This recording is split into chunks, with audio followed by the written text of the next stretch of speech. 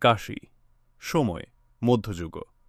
এই শহরে শাস্ত্র ছিল সবকিছু, নিয়ম মানলেই ছিল পবিত্রতা।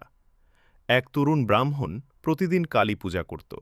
মন্ত্রে ভুল নেই, আচরণে শুদ্ধ, ভক্তিতে কোনো ত্রুটি নেই। কিন্তু একটি দৃশ্য সে সহ্য করতে পারত না। মন্দিরের দরজার বাইরে প্রতিদিন বসে থাকত একজন শ্মশানবাসী নারী। সে কিছু চাইত না, চুপচাপ বসে থাকত, শুধু পূজা দেখত। একদিন ব্রাহ্মণ রেগে যায়। সে বলে, এখানে বসার অধিকার তোমার নেই। মা কালী শুদ্ধতার দেবী। সেই রাতেই স্বপ্ন।